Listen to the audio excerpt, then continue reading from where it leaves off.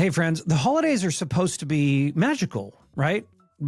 But for many couples, they're a minefield of expectations, pressure, and old wounds. What if this year didn't have to feel that way? Today, we're going to show you how to protect your marriage in the busiest season of the year.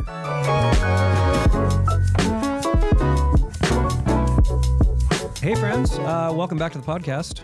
Hi, baby. Hey. I am excited. We just got done with gratitude, 2 episodes of gratitude, one Enneagram one. And I am still fascinated by the wonder of gratitude and what gratitude can do in relationships. Just us doing that episode of just, doing the research and stuff like that, it truly is something remarkable and a game changer for relationships. Yeah, I've actually been being more intentional in my heart and in my mind on making sure that throughout my day, I'm being more intentional about gratitude because I think that it is really important. And we've seen the effects of it just even in the last few weeks. Mm-hmm. And so I feel like it's like, this is kind of like if you don't have that piece in your arsenal of marriage tools, relational stuff. Yep. Yeah, then definitely go back and listen to our episode if you haven't, because I do feel that there was like, I don't toot our horns very often because it's not necessarily. Toot my horn anytime you want. Oh, shut up. Oh, man. Intimacy episode coming up soon. Whatever. Anywho, That's great. But I do believe that that episode was anointed, and I do feel like there was a lot of really good things that were spoken and said that weren't necessarily from us. Yeah, I agree. We'll just leave it at that. We will leave it at that. So with gratitude, we are pushing ourselves, and we're going into the season of the holidays, where when we say holidays, we're talking about Thanksgiving that rolls into Christmas Eve, that rolls into Christmas. Then you have New Year's Eve, all of the things. So this is the holiday season. So this episode, I believe, is going to be releasing the first week of December. Okay, so we've already had Thanksgiving. Yep. Hopefully that went well. Your fingers crossed. Yeah, hope for the best. And now we're going to be moving into Christmas and everything like that. Now, as much as holidays are love, joy, peace, wonder, there is a piece of the holiday season that becomes every year difficult for many couples in relationships, marriages, families. Yeah. Because of the dynamics of the holidays, because the holidays, even though it seems like things, well, actually, there's a stress study that says this particular season is the most stressful out of the entire year, out of any holiday, any season. I could get on board with that. Yeah. Like I can totally see that. Because what the holidays does is it touches so many different facets of a relationship. Mm-hmm. And what's interesting is the stress of the stress of the holidays actually isn't anchored in the holidays. The stress comes from what is already stressing your marriage anyway. And it's just highlighted and emphasized in the holiday season because it's busy. And so it's interesting to track that, to say, okay, if finances are something that is a little tingy throughout the year, becomes super stressful during the holidays, right? Yeah, absolutely. Or unmet expectations throughout the year comes even worse into here. So, but I want to start off before we start, because we're gonna talk about the things that are difficult, maybe some practical things at the end. I'm gonna ask you 2 questions. Okay. Okay. Sweating. No, you shouldn't. No, these are softballs. No, they're beach balls. Beach balls. Yeah. What do you love about the holidays, and what do you not necessarily look forward to? Okay.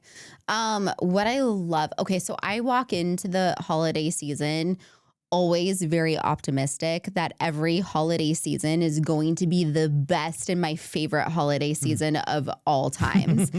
I love the anticipation of the holidays. Right. I love the lights. I love the smells. I love the decorating. I probably especially love the decorating. It's probably one of my favorite parts. I love, this is my answer. Waking up in the morning. Yeah. Okay. And this is your answer. I love this already. I know. And everyone is still asleep. I'm the only one that wakes up, and I go out into the living room, and the tree and the mantle and everything is lit, and it's still dark outside, and I go get my cup of coffee. A lot of the times during the holiday season, I move like my morning routine into the living room because that's where the Christmas tree and the magic is. So it's like I just sit there and I'm just like, I'm like, this is what it is. And then the chaos of everything happens. So that would be my answer for what I love the most. What I don't, so the holidays, I think because of my upbringing and the holidays being so stressful and so demanding on me, even like as like a 4, 5, 6-year-old, because I grew up in a divorced family, and it was like everyone was always fighting over where I got to go. It was so stressful, and I always felt, even at that young age, the need to please everyone instead of like, even in my adult age, it's like, okay, so let's just please everyone else and let's like not care about like your own family traditions. And so I always got conditioned to cater to everyone else's wants and desires instead of actually stepping back and saying, okay, so what do we want to do as a family? And what do we want to do and starting our own traditions? And so the holidays, what I love the most is the magic of it. But what I don't love the most would probably be just the either unmet expectations that I feel are placed on me, or there's just the stress of it. I want to know your answer though. Can you not ask me, like, go into another? I want to know yours. I would say, I'm going to start with you know how I do that. I always start with a negative yes. because I like to end on a positive. So the one thing that I don't enjoy about the holidays is me being stressed. Well, I would say that part of that is true. Well, I was joking. But. Well, no, but a part of that is true because because it lessens the magic for you. It lessens the magic for everyone that's around me. Let's be real. No, we're not gonna claim that at all. That's not what we're saying. What I'm saying, but it's just the nature of our relationship. If either one of us is not necessarily doing well, it affects the others. That's what true. happens. We don't just ignore, be like, well, this is whatever for them. That's on not, you. Yeah, that's not how our relationship works. So there is a part to where if it's stressful for you, it brings me down because I want to make it better, whatever. But it is the pressures of everything we have to do. Oof, yeah. And there's parts of it where, and you know, because you have a birthday that's near Christmas, there is a pressure. Oh yeah, we're not going to talk about that. Just kidding. No, we're not. Oh. No, I'm kidding. I'm just being honest. There is a pressure because you don't like it at all. You don't like your birthday. I want to do, again, as a 1 Enneagram, I want to do everything right. So I want to give you the right gift. I want to do it right. I want it to be meaningful. But you have a stigma against all of that, so it never is necessarily a win. So there's part of it that it's really a lose-lose situation. I'm not going to say that. I'm not going to claim that. Last year was great. Get behind me, Satan. No, last year was great. Did you just call me Satan? No, that's. But no, you could say that. But last year was great because it's like we just went up to Big Bear and we went skiing for my birthday. But I got the cake wrong. Did you? I did, yeah. What was it? No, it's funny you said the blue. Because all the blue, you're like, next time. Because it was a Christmas cake. No, it was not absolutely. It was blue and it had snowflakes, but it's fine. It did not have snowflakes. Anyway, those are parts of it why it's difficult. And I think people could relate with that. If someone has difficulty if a partner or a spouse has difficulty in the holiday season and they're just down, sometimes it can affect the other one. The next What are you doing? I'm pulling up the picture. Okay, no, keep going. Oh, this is terrible. Okay. What I enjoy is I enjoy the crisp mornings. Ooh, great one. I love the vibe of Christmas. Even in the most crotchety old attitude person, there is some kind of level of joy and happiness that comes over society. Where's the snowflake? There's a snowflake right there. You took a picture of the snowflake? No, I took a picture of the cake. Okay, it's blue. Okay. And it has snowflakes on it. Okay. Okay, anyways. So it's a Christmas cake. So I'm right. That's all that matters. That's true. Because that's not at all what I thought I got. Okay. Now that you Okay, go. Okay, you won. Welcome to our relationship, everyone. There's an essence and a presence over culture that I just love that sense and being a part of that. And I do love walking out of our bedroom and seeing I know the lights. Because it's magical. Because, well, you do amazing. How you decorate is great. It's just wonderful. I love decorating my house for Christmas. It's like one of my favorite things, and it's one of the things that I look forward to. Yeah. No, okay, so 100%. anyways. Okay. So in talking about the holidays with marriage and relationships and all of the things, holidays come with a unique mixed bag of potential struggle. Yeah. Because of expectations, because of nostalgia, family pressure, schedule demands. There's grief triggers. That's a big one. I mean, we've been in that. Yeah, absolutely been in that. And it happens every year, right? It happens every year.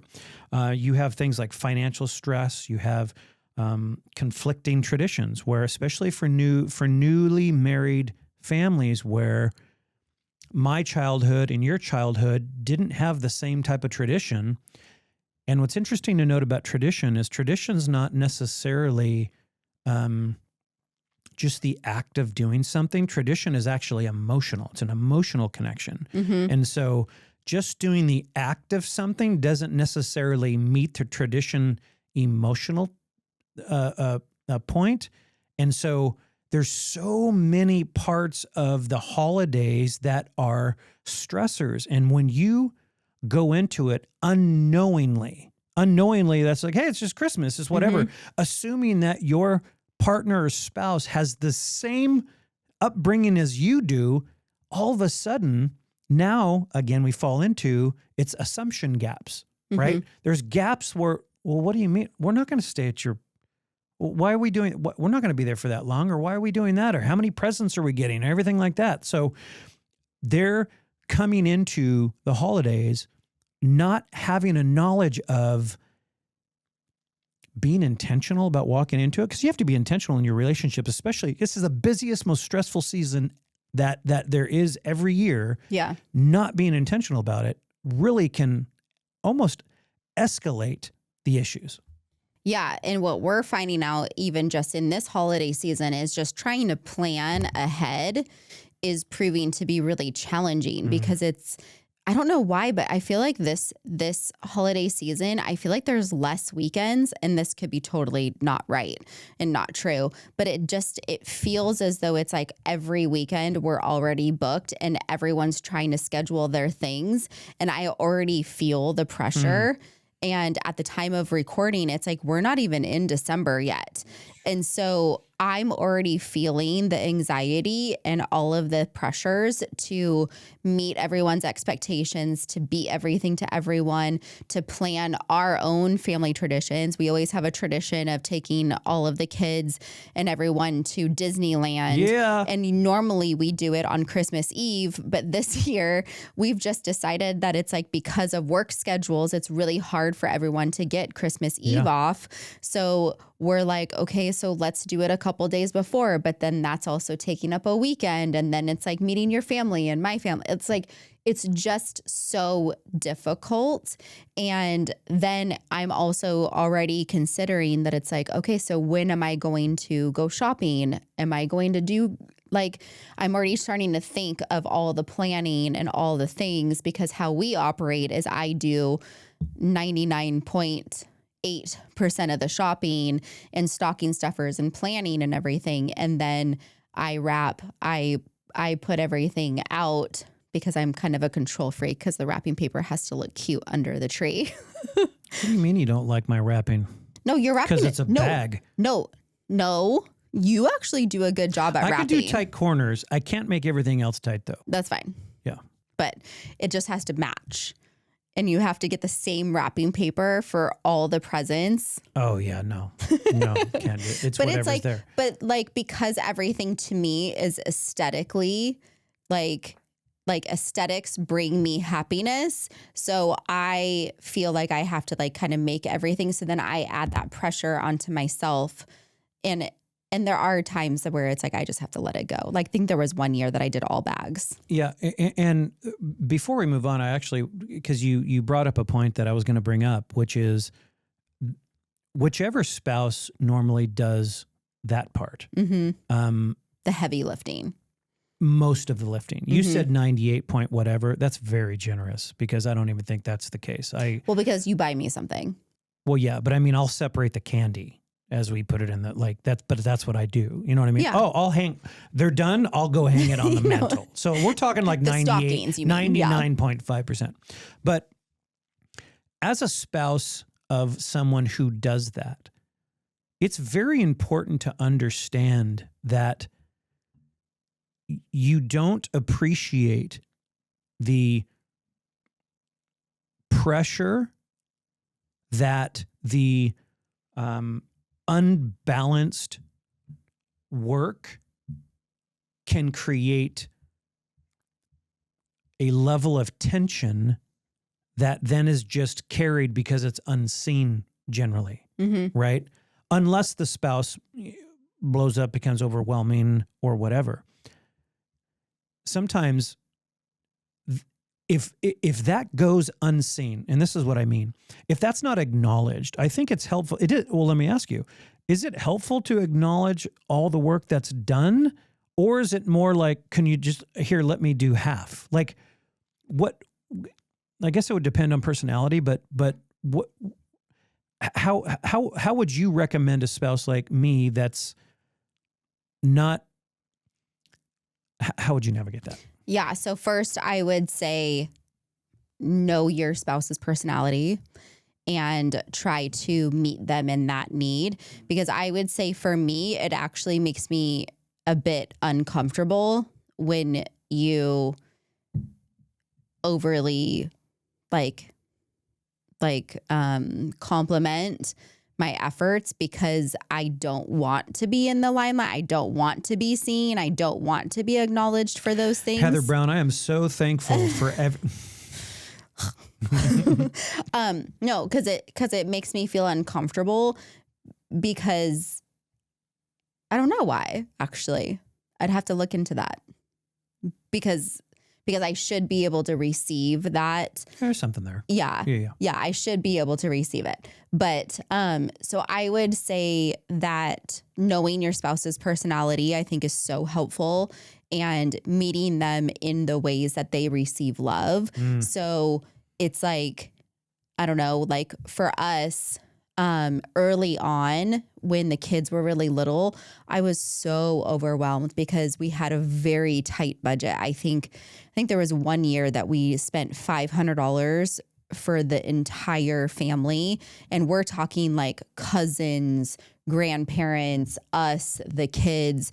And we did $500 for everyone. I remember 6 months prior to Christmas, I would start hiding toys and I would rewrap their toys for Christmas. It was like actually the best manipulation I've ever done to our kids, because they actually opened them up and were like, oh my gosh, I love this. Yeah, no, absolutely. And they did not know that I had taken that 6 months ago after they had played with it for a really long time and I had rewrapped it.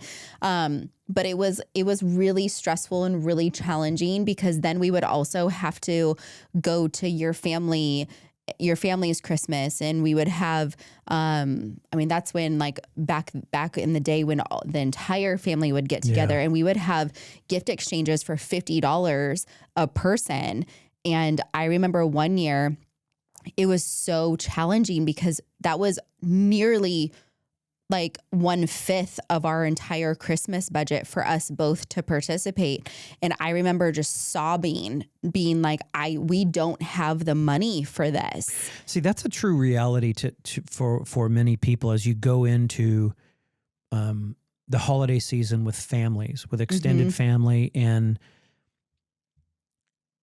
the heart and intention is good. Yeah, always. Get everybody together. We want to get everyone together, and it was beautiful. It was actually some of my favorite memories, but that financial burden was really burdensome. And that financial burden is a big weight on people. Yeah, because the guilt of, I'll add shame. The guilt and shame of not having enough funding to do that. Yeah, and so to do it, you put it on a credit card, you go into debt, you kind of whatever, because you don't want to let your family know that this is the position you're in. That it was that tight. That it was that tight. Or you didn't plan, right? Or you didn't plan for it.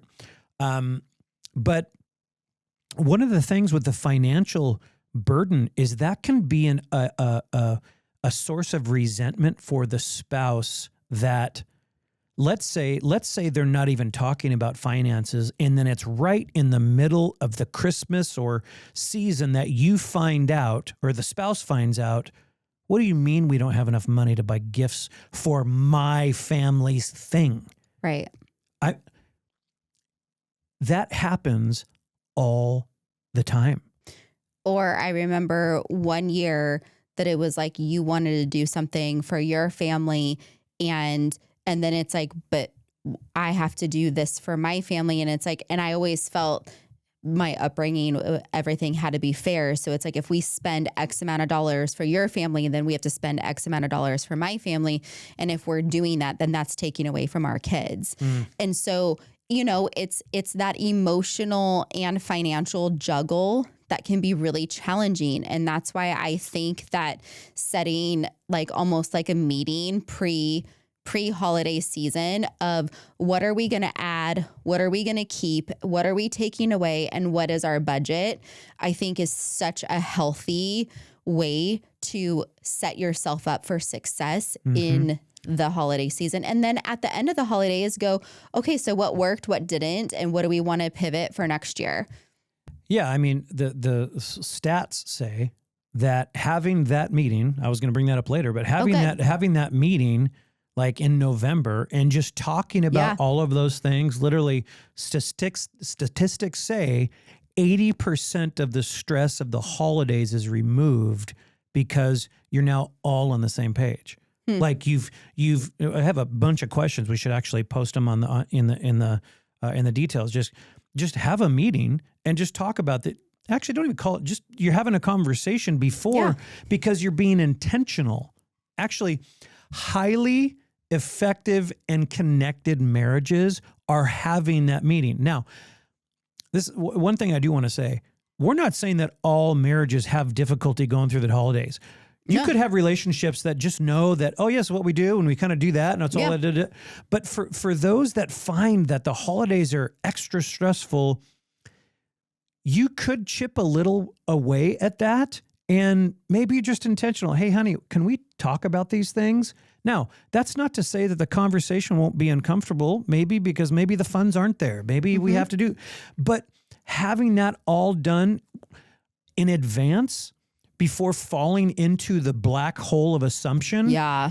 Once you do that, then conflict is absolutely going to happen every single time. But what happens if you have the conversation in advance, you have agreement, and then actually as a result of that, there could be peace, joy, love in the holidays instead of stress, conflict, resentment, hate at some level, just can't stand it. I mean, we're not even talking about the extended family stuff, right? I mean, even the conversation in I would say in November, whose house are we going to? Right. How long should we be there? What are we going to talk about? This may seem irrelevant, but it really isn't, because what it does is it's protecting what you hold sacred. Boundaries are not limitations. They're protection. That's what they are. And so when you're doing these things, when you're going into the holidays, what you're protecting is you're protecting your marriage, you're protecting your family. That doesn't mean that you're not a part of all things. You've just established boundaries that this is how we're going to navigate. They have to be reasonable. You can't be unreasonable. But if you have a reasonable take on the holidays, then it can go so much better than to falling into the pit of all of these things that are out there to get you in the holidays when you don't prepare for it. I mean, we're gonna have an episode on the in-laws, because we're not gonna really touch on in-laws today, because in two episodes that we're gonna be talking about in-laws. In 2 episodes we're gonna talk about in-laws, because there's a dynamic there that is deeper than just a passing 2-sentence thing. Right. So, but for now, we'll say extended family, talking about open communication with you and your spouse. What does this look like?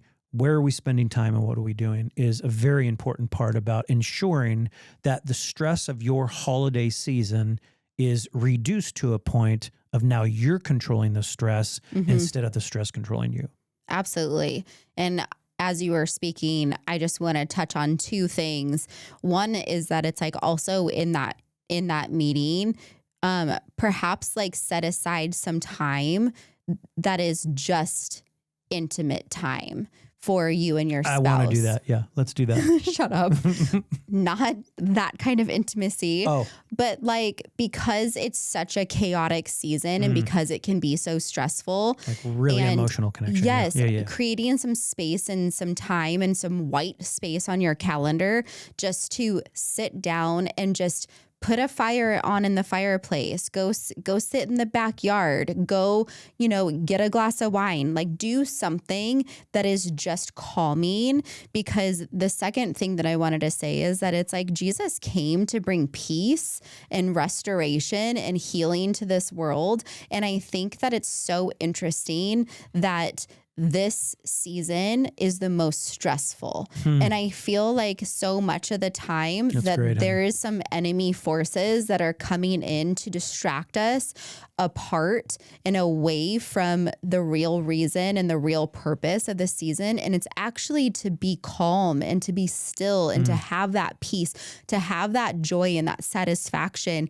and to find those still moments. Like he didn't come in the chaos of this world. Yeah. Like he came in the middle of the night in a manger, and it was peaceful and it was calm.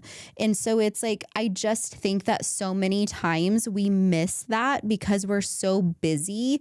So where can we create those pockets for intimacy with the spouse? Because I think we miss that a lot during the holidays because we're so busy and we're so doing. But also it's like, where are the pockets in our schedule that we can create that almost replica of what Jesus came to do and what the season is all about. Yeah, it's that's good. Not about Santa. I mean, Santa's fun, but it's like, it's not about all of the hoopla. It's about family. It's about spending time and just being focused on tradition. It's about the nostalgia of the season. It's less about the present and how much did you spend and all of the things that we make it.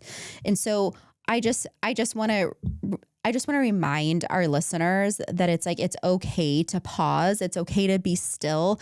It's okay to say no in this season because there is so much pulling at us, and we don't have to be all things to all people all the time. Yeah, no, that's really good. And I'm glad you brought that up because there's a few things we're grounded in faith. We understand what this season's all about. That's what we celebrate. Yeah. And just imagine if one spouse came from that and the other one didn't. Yeah, that was me. That's a reality. Yeah. Right? That's a reality that who's the Jesus? We're not doing that. And then others are like, the other spouse is like, this is the whole thing. This is why we celebrate. Anyway, I just want to bring up a couple of things where, for our faith friends, where like perspective, right? That the holiday season is a reminder that peace is a person, right? It's not a plan. Yep. Right. The second thing is grace, where grace creates space for two very different people to show up as they are. Right. The next is service. Serving each other often changes the tone of a home. Right. Yeah, it does. And then we just talked about this the last couple of weeks is gratitude. Gratitude shifts the emotional climate of a marriage. Yeah. And true. I'll go back to that 100%. That absolutely is the case. And there is some intentional effort that goes into, especially if you are one that is coming from a faith perspective, that when you understand the reason why you are giving, you're understanding the reason why you're celebrating, the reason why there's this culture and essence around the season is because the Savior was born. I mean, that's the reason. Right. And yes, culture has made it a thing and Santa and all that other kind of stuff, but you can't deny that there is something there. And I love the fact that you redirected and focused on that, because that is the truth. That is the truth, that the overarching theme, point, focus, goal is to celebrate the birth of a Savior. Right. That because of his grace and his crucifixion, we're here living a life saved and free. And that's beautiful. Yeah. Way to go, baby. You're so cool. Well, no, you're just cool. I love it. I absolutely love what you do. So we talked about the conversation. That was one of the practical tools that we were going to talk about, was having that conversation. But then also with extended family, they're depending on the relationships that you have with your extended family.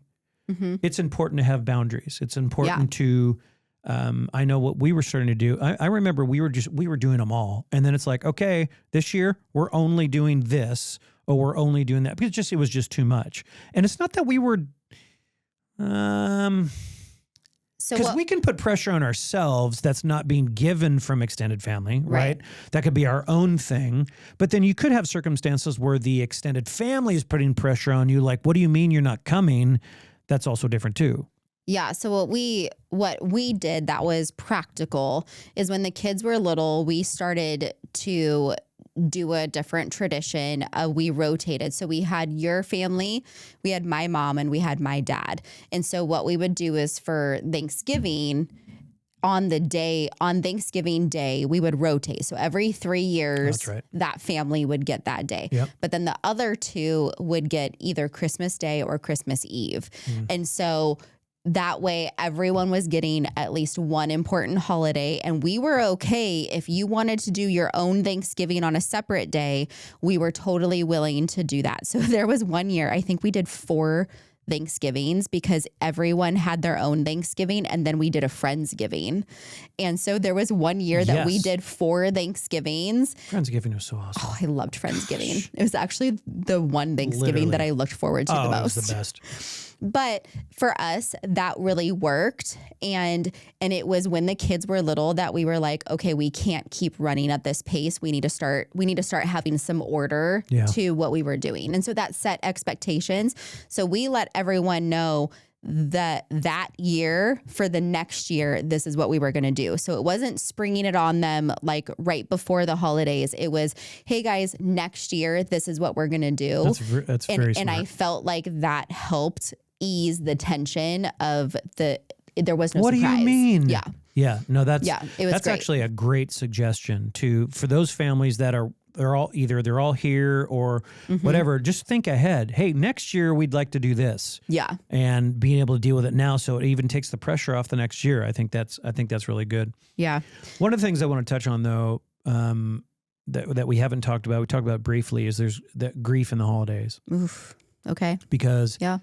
and the reason why I want to touch on it is because this touches many people, and a loved one, your loved one doesn't even need to have passed during the holiday season or anything like that. It could just be the fact that they've always been here and they're not here now. Yeah. And one thing that is important to understand is grief doesn't take a holiday. Yeah. The fact that that loved one impacted you as much as they did, the emotional climax of holidays is always going to make that a reality. And so being prepared for that and being kind to yourself. Mm-hmm. And I want to apologize in advance for anyone who would give you grief for having grief through the holidays. You be you. You feel all the feels. That's healthy. Do all the things. That's great. But also remember that there is joy, there is peace, and there is love that can be captured within these moments of grief that come during the holidays, during celebration, during family time, during these times that you would just really wish that family member was there. It's okay to take time in a moment to process that. And I wanted to bring that up because I want to give people permission that that's okay. That's a normal thing, and it's a good thing to expect, especially if you've lost someone. And I think a lot of the times people have grace for the first year. Oh, that's a great point. But not necessarily the second, third, and fourth. Wow. It's like everyone's like, they're really sensitive towards the first year of like, oh yeah, this hurts. Like they're not here. But then the second, third, and fourth year, it's kind of like, okay, well, yeah, they weren't here last year either. And I think that especially during the holidays, like I still feel it. I know. Like when I decorate the tree, there's ornaments. Oh heck yeah. That Mama. That remind me of my mom. I pull out her decorations or I pull out her tree. Like this year, I'm going to gift her tree to Kylie. And that's something that's really sweet and personal to me because I wish that my mom was here to be able to do that herself. So I think, and it's been 11 years, 12 years since my mom passed away. So it never fully goes away. You're always, because it's traditions, it's rooted in emotion. Absolutely. It's rooted in things that are bigger than just a action or a tradition. It's rooted in those are ties. Feelings. Absolutely. And it's like, this is who I am. It becomes a part of our identity. And so there's things just to be sensitive towards in anyone that has lost someone. Like I look back every year at all of our family pictures with your mom and your family, and lost so many. Unbelievable. I was just looking at a picture. It was like yesterday or the day before of a few Christmases ago. There are 3 people in that picture that are no longer here. Yeah. And that is so sad. And it's like, should have been. And they should be here. Yeah. And so it's like, it's those things that it's like just to be sensitive towards and to acknowledge and to not shy away from someone else's grief. So I'm so glad you brought that up because I want to speak to 2 different people. One, you are grieving. Mm-hmm. If you're grieving, keep grieving. You're allowed to grieve. You're allowed to process. You're allowed to feel.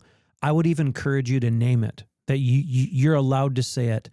I'm remembering so-and-so, because a grief that's not stated becomes a grief that's misunderstood. So when someone who's grieving or observing, let's say I'm observing you grieving, but I don't know what's happening and I don't learn from it. Now I don't understand, like, why were they just so kind of whatever, you know? So for the person that is observing grief, be kind, Yeah. allow, give grace, give margin for people who are, the holidays hit differently. They just hit differently. And I don't care if it was 20 years ago. I don't care if it was 10 minutes ago. Grief is not fair.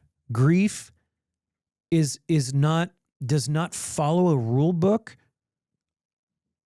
Grief is a beast that shows up anytime, and the human ability to be able to process grief needs to be allowed to happen. Mm-hmm. And in the holidays, during the holidays, we need to give grace for that.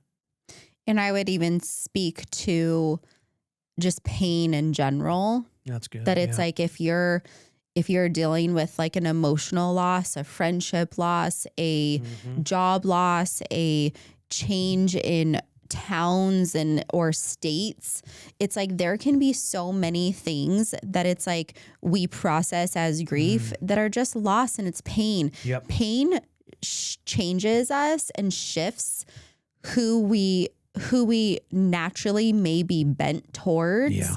And it can just alter our resilience. Yep. And so I would also say to those people that are walking through hard things, be gentle throughout the holiday season. Absolutely. It's okay to process. It's okay to have an off season. It's okay to not put up your tree one year. There was one year that we didn't put up the tree. It's true. And those all things, of it is okay. Those things are okay. And Yes. it's okay to have one year that has intense boundaries. And there's one year to have no boundaries and do all the things. Like, it doesn't matter where you are, but basically what we're saying is pre-frame everything. Be together in it. Say what you're willing to do and compromise on the things. If one spouse is do it all and one spouse is do nothing, there's a medium ground that you can meet at.